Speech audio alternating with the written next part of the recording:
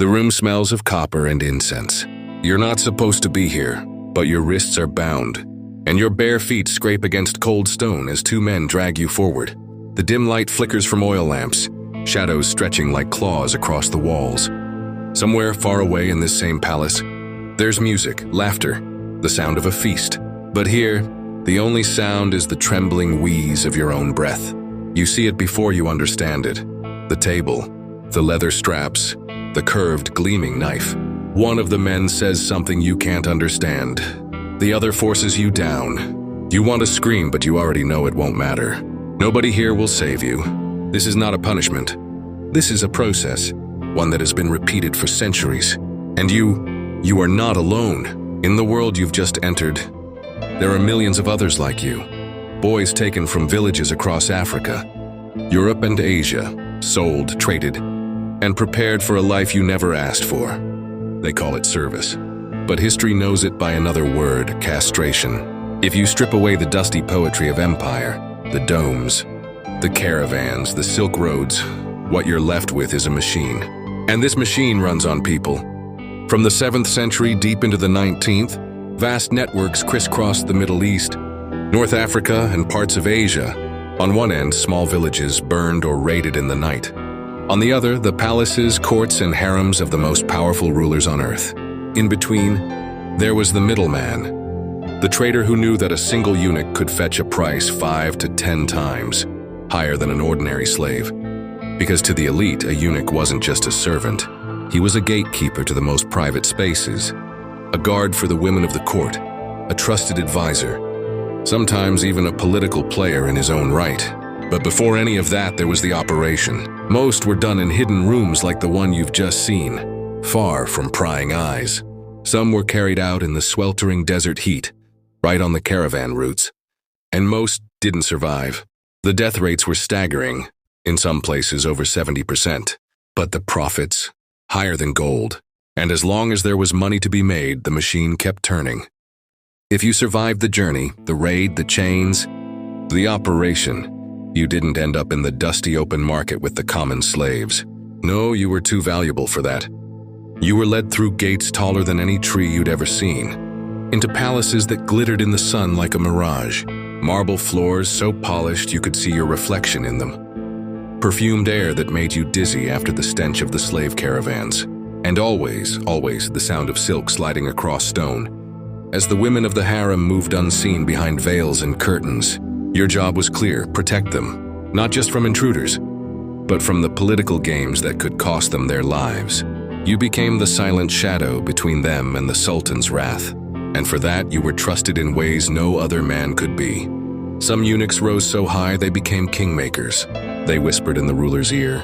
They decided who would see the throne, and who would see the executioner. They lived in a world of intrigue and power, but never truly belonged to it. Because no matter how high you climbed, the reminder of what you'd lost followed you in every step, every whisper, every sideways glance.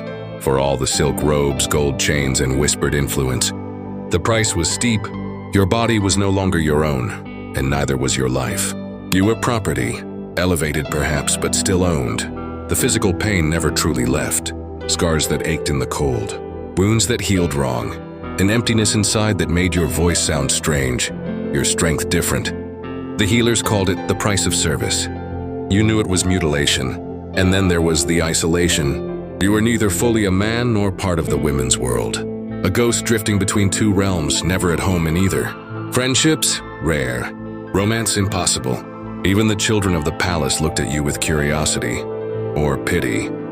Yet you endured.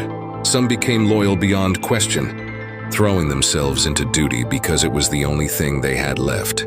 Others bided their time, learning every secret, every weakness of those who commanded them. And when the moment came, some eunuchs struck back, not with swords, but with whispers that could topple dynasties. But whether obedient servant or quiet conspirator, the fate was the same. You lived and died within walls you did not choose, guarding a world you could never truly touch. It couldn't last forever. Even the mightiest empires decay, and so did the shadow system that fed on human bodies. Change didn't come from mercy. It came from politics, economics, and the slow shifting of power. The world beyond the palace walls was changing. New armies rose that did not need eunuchs to guard their harems. Trade routes shifted, and with them the slave markets. The once endless supply of boys for the knife began to dry up.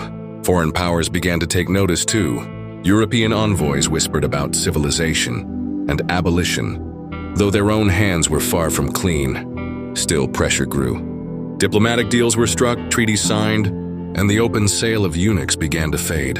Inside the palaces it was quieter. The old corridors still echoed with footsteps, but fewer voices called out orders. The grand eunuchs, once kingmakers, grew old without successors, and when they died, their quarters stood empty. Some of the last eunuchs lived long enough to see a world without their kind, a world where young boys could grow into men without fear of the blade. But for millions before them, the change came too late. And so, history closed the door on one of its most brutal chapters. But it left behind stories, scars, and shadows that still whisper in the ruins of forgotten palaces.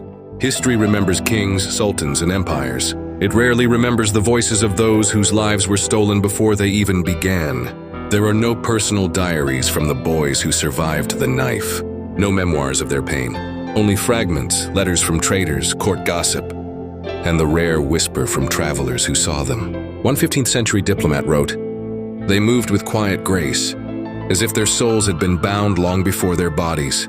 But in those silent gazes there was an entire ocean of grief. Many came from distant villages, speaking languages no one in the palace understood. Some never learned the tongue of their masters, spending decades in a strange silence. For them, identity dissolved. They were no longer sons, brothers, or tribesmen. They were property. And yet some found ways to hold on. A scrap of fabric from home hidden under a robe. A melody hummed in the dark, remembered from childhood. Tiny rebellions invisible to the empire. When we look at their history now, it's tempting to see them only as victims.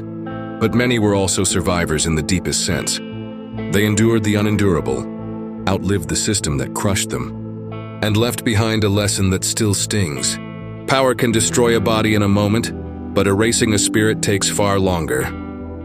The empire that once spanned continents is gone. Its palaces are now tourist attractions, its marble floors echoing with the chatter of visitors instead of the quiet footsteps of the castrated.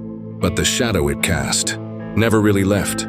The trade routes that carried millions into bondage may have vanished from maps. Yet the human instinct to dominate, exploit, and strip away dignity still thrives. It's just that the chains now look different. Sometimes made of debt, sometimes of loss, sometimes of fear. In some corners of the world, the echoes are disturbingly direct. Children still vanish into trafficking networks. Bodies are still mutilated in the name of control. And somewhere, behind closed doors, a voice is still silenced before it can speak. For centuries, the eunuchs were seen as the perfect servants. Loyal, obedient, unthreatening. And maybe that's the most haunting part. A system so cruel that it made suffering look like order, and obedience look like peace. History tells us that the empire's eunuchs had no children, no bloodlines to carry on their memory. But that doesn't mean they left no legacy. Their lives, stolen and reshaped by the blade, remain. A testament to the fact that silence in history is rarely accidental. Someone chose for them to be forgotten. Today, remembering them is an act of rebellion, because every time their story is told, we chip away at the silence the empire built around them. So now, you know the truth the empire didn't want you to know. Not the glory of conquest. Not the poetry of their scholars. Not the shining palaces that tourists pose in front of. But the cost, the hidden machinery of pain that made that empire run. The eunuchs didn't write their own memoirs. They didn't pass down stories to their children. They couldn't. Their lives were a closed book, ripped apart, rewritten, and locked away in someone else's library.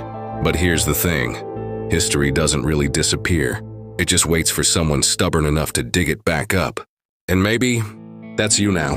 Because when you close this video, you'll walk away carrying a truth that was meant to stay buried. Remember it. Tell it.